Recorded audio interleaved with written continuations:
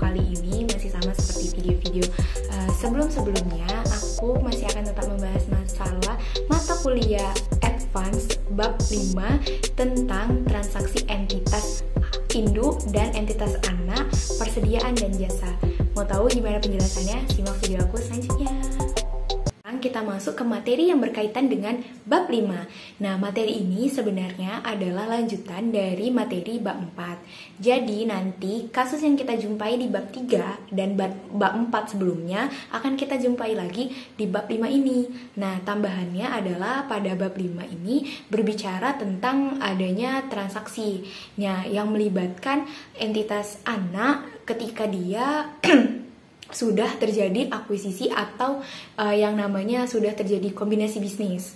Nah, kalau sebelumnya di bab 3 dan bab 4 itu dianggap walaupun telah terjadi akuisisi oleh perusahaan induk kepada perusahaan anak itu di tanggal 1 Januari 2015 contohnya kan, yaitu dalam kasus PTA dan PTB. Tapi diasumsikan selama tahun 2015 itu tidak ada transaksi yang melibatkan antara entitas induk yaitu PTA dan entitas anak yaitu PTB. Nah, kalau di bab 5 ini dia setelah terjadi akuisisi di tanggal 1 Januari 2015, maka kita akan berbicara tentang transaksi yang terjadi selama tahun 2015 yang melibatkan antara PTA Nusantara dengan PT Andalas.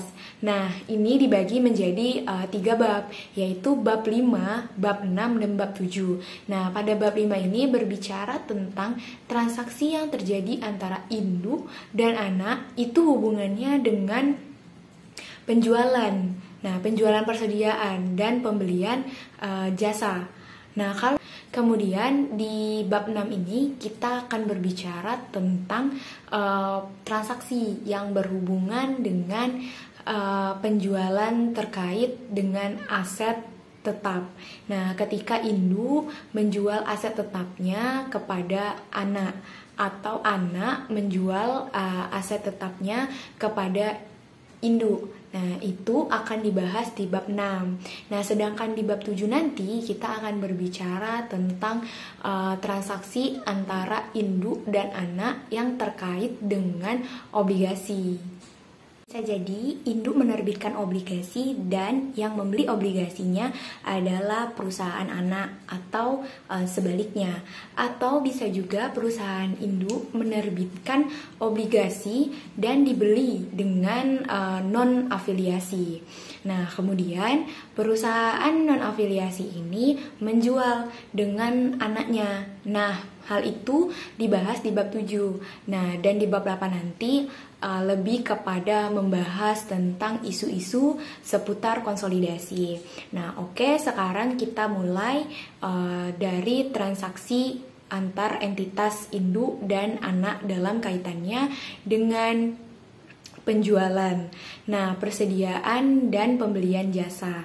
Jadi, ketika induk sudah mengakuisisi perusahaan anak, maka bukan berarti mereka ini tidak boleh melakukan yang namanya transaksi. Nah, antar sesama mereka. Nah, bahkan itu tuh akan terjadi sangat banyak transaksi antara induk dan anak, dan sangat mungkin muncul transaksi yang melibatkan induk dan anak sesering mungkin. Nah, karena apa mereka transaksi anak dan induk itu muncul? Karena salah satunya adalah motivasi dari dilakukannya kombinasi bisnis. Nah, yaitu karena memotivasi manajemen laba. Jadi, riset mengatakan bahwa ketika terjadinya kombinasi bisnis, nah, itu patut diduga bahwa aktivitas manajemen laba yang dilakukan oleh perusahaan tersebut, nah, juga menghasilkan hasil yang besar. Nah, misalnya induk menjual besar-besaran barang dagang kepada perusahaan anak pada akhir tahun karena ingin meningkatkan angka penjualan.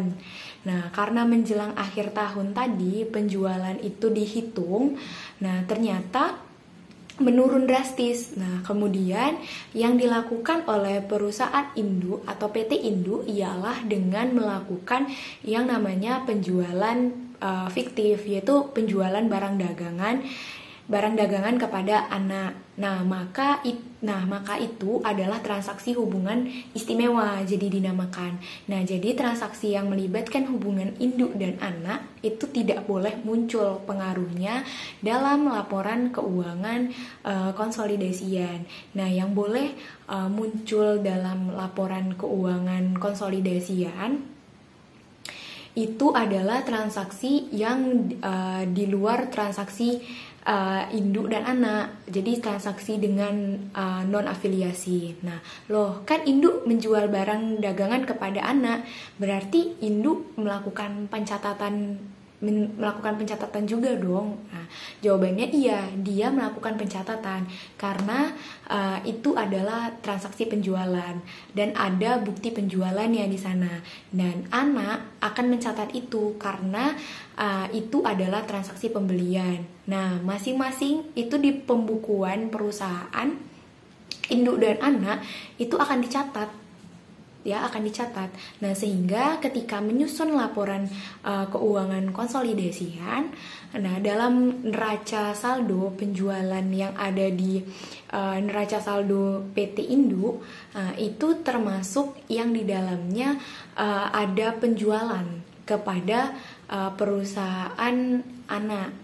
Nah, kemudian pembelian yang dilaporkan atau persediaan yang kalau dia menggunakan perpetual, kalau persediaan yang dilaporkan dalam neraca adalah saldo PT anak, itu termasuk persediaan yang dia peroleh dari PT Induk.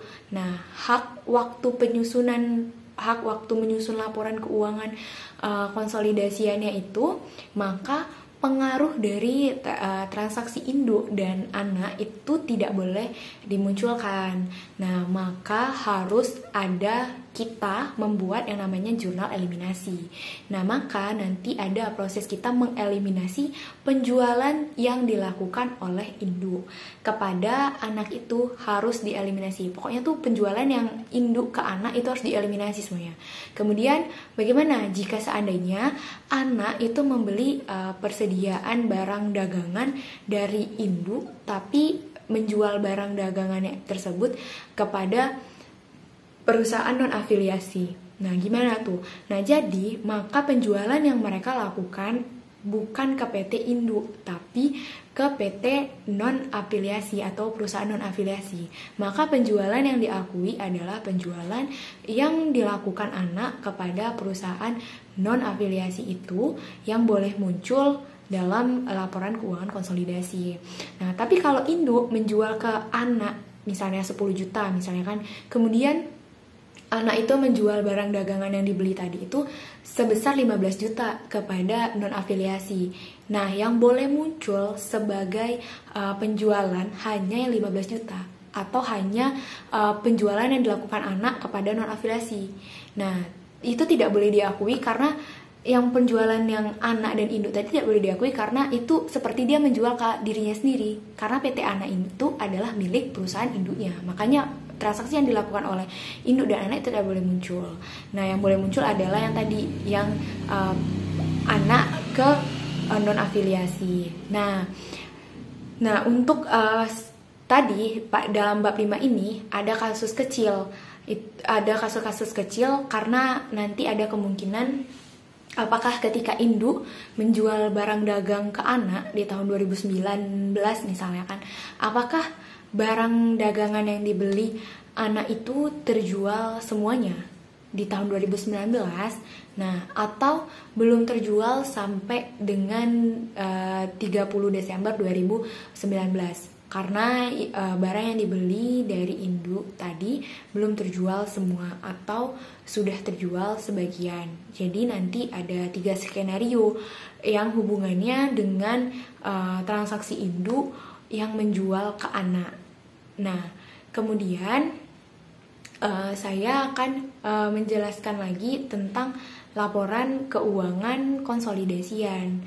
Jadi kita harus paham laporan keuangan konsolidasian itu apa. Nah, itu sudah pernah dibahas di bab sebelumnya, laporan keuangan konsolidasian itu apa. Jadi laporan keuangan konsolidasian itu adalah laporan keuangan yang menyajikan informasi kinerja posisi keuangan perusahaan, termasuk dari arus kas dari suatu kelompok usaha. Nah, bukan dari satu entitas tunggal saja, lebih dari satu kelompok usaha yang bergabung menjadi entitas tunggal. Nah, begitu ya. Jadi laporan keuangan konsolidasian itu mencerminkan entitas induk serta entitas anak. Tapi laporan keuangannya itu digabung. Karena secara pelaporan, kalau pencatatan mereka masih entitas terpisah, nah transaksi yang terjadi antara mereka itu disebut dengan transaksi dalam satu kelompok usaha. Nah, itu disebutkan di dalam PSAK nomor 65 terkait dengan transaksi yang terjadi antara induk dan anak.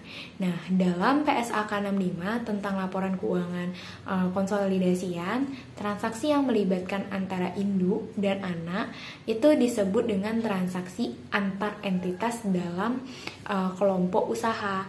Nah, di sini saya gambarkan transaksi yang melibatkan antara entitas dalam satu kelompok usaha.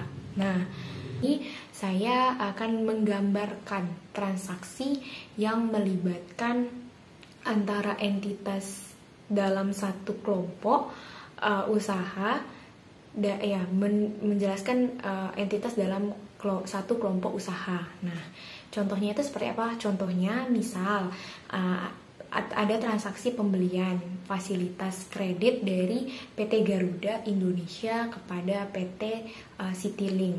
Jadi PT Citylink ini adalah contohnya sebagai anak perusahaannya PT Garuda tadi. Nah, jadi Garuda ini memberikan fasilitas pinjaman kredit. Maka itu disebut dengan transaksi hulu. Jadi hulu itu dari induk ke anak gitu. Tapi kalau transaksi hilir artinya anak ini menjual barang dagangan kepada induk. Nah, kemudian anak memberikan pinjaman atau memberikan pinjaman fasilitas kredit kepada induk. Nah, itu contohnya transaksi hilir.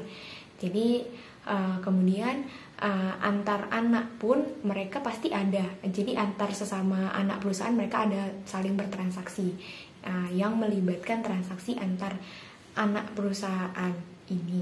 Jadi kalau entitas induk itu punya dua anak. Misalnya entitas induk ini punya dua anak A dan B misalnya kan.